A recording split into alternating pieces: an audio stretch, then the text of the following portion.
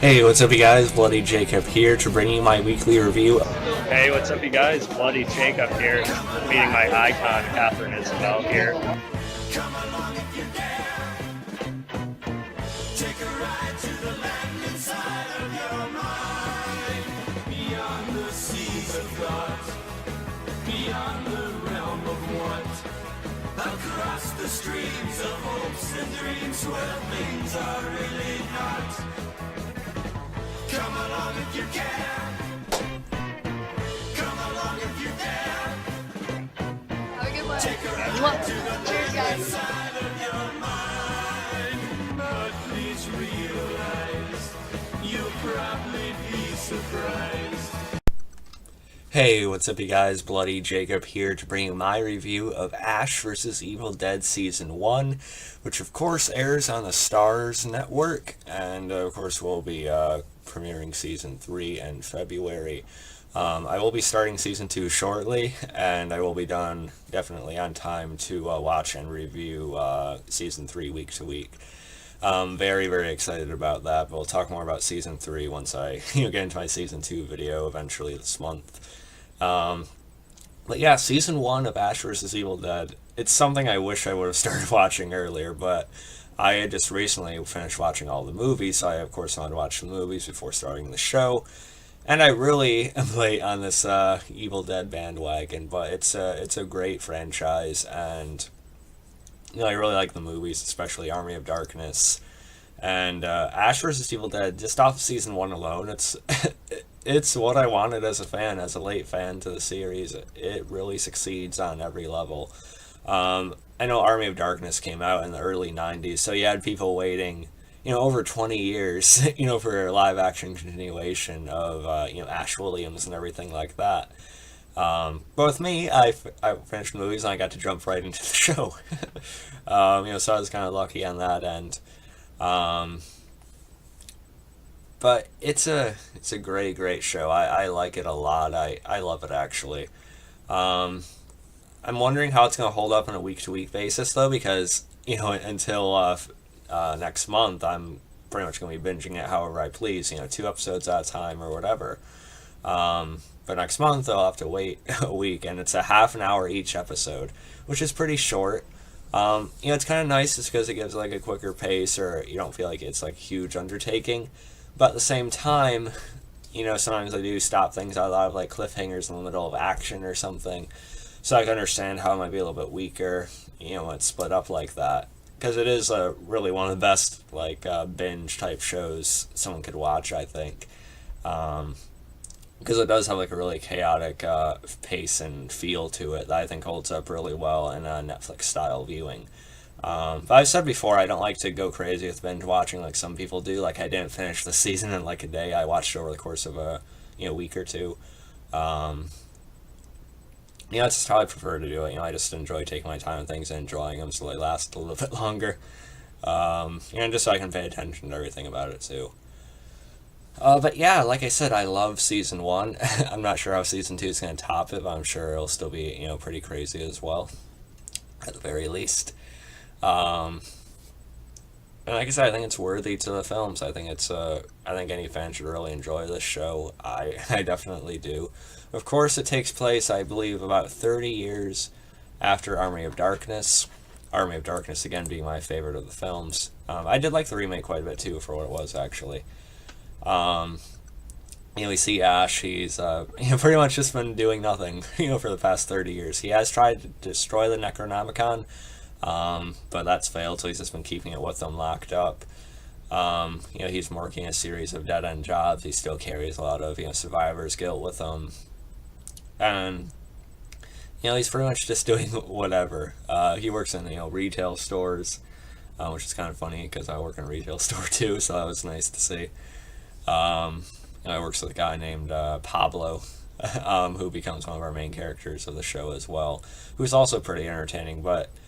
And I also like another worker that starts in the store named Kelly, played by Donna DeLorenzo. She's she's like the tougher, female chick you'd want in this kind of show, and she has to deal with a lot of things with her parents earlier in the season and everything with the Deadites, possessing and everything like that.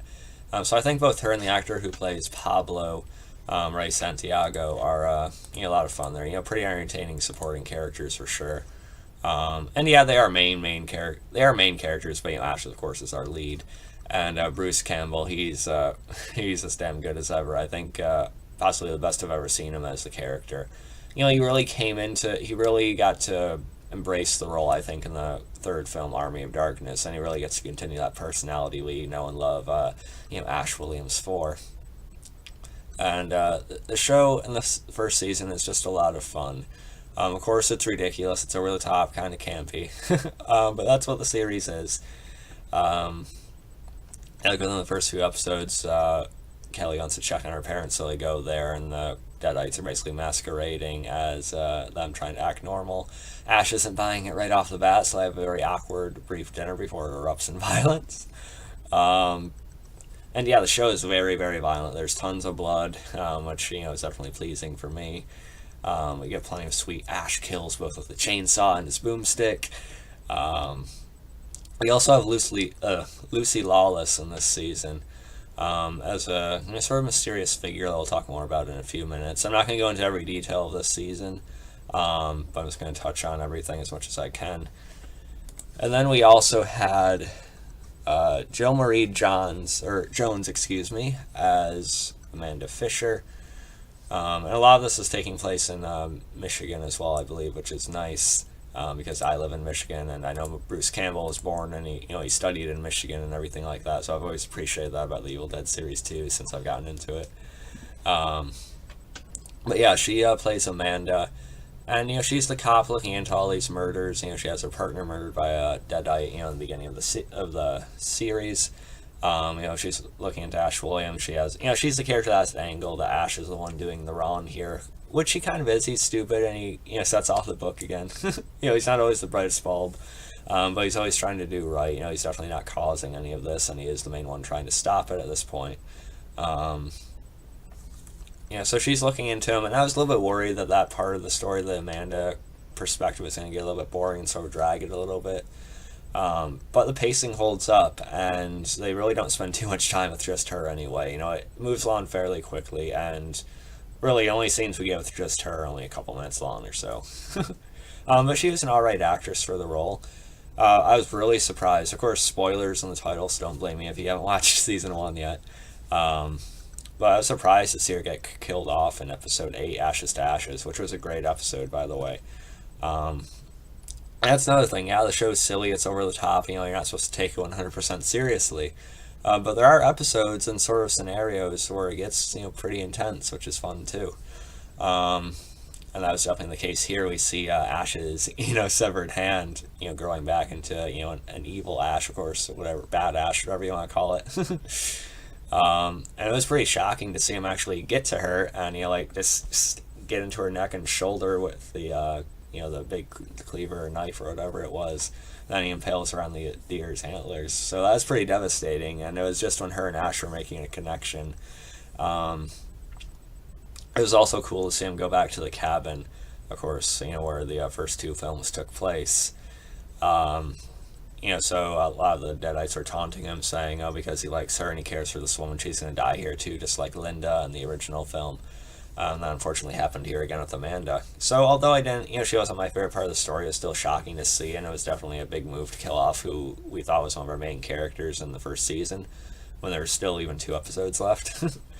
But still, I think it added to it, and it contributed to how we're supposed to believe in this world, or how we're supposed to be immersed in this world. And yeah, like I said, it's silly, but something about this show and this Evil Dead world is addicting, and it was pretty easy to get immersed in the show this season, I think, for me.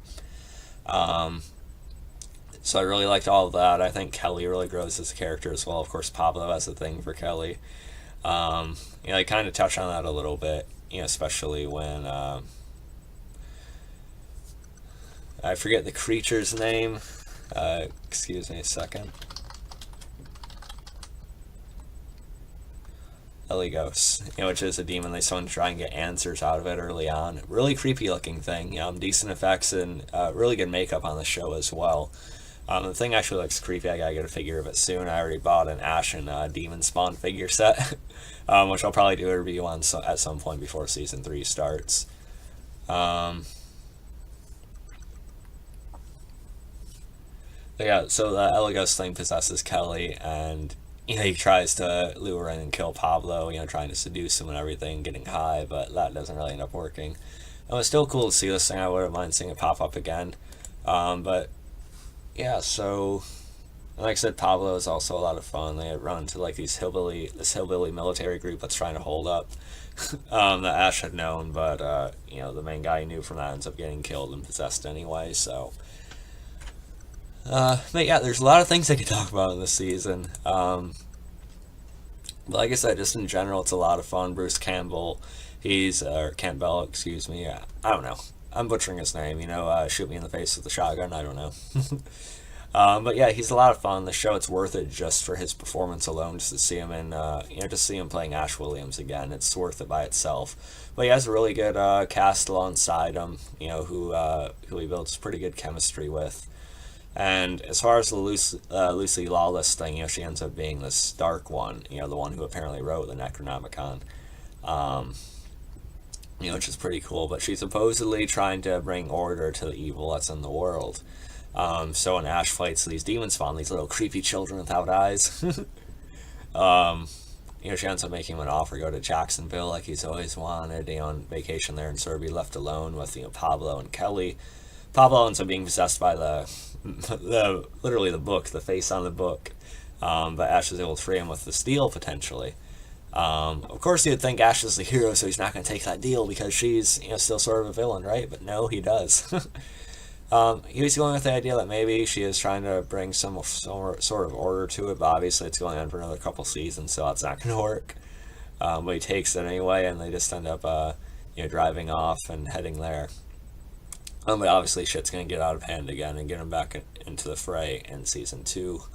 But yeah, he also really wanted a little bit of gas money from her as well, so he got that. But yeah, I love the first season of Ash vs. Evil Dead. I'm very excited to start the second, which I'm probably going to do as soon as I'm done recording this video. So yeah, let me know what you guys thought about the first season of Ash vs. Evil Dead. If I had to rate it, I'm honestly giving it an A. I liked it that much. There's just not much more to say about it. I damn enjoyed it. I think it's a damn good show for the fans, and yeah, I'm really eager and enthusiastic to do videos on it week to week in February. So yeah, I hope you guys enjoyed this one. You can follow me on Facebook, Twitter, subscribe. I'll catch you guys next time. Peace.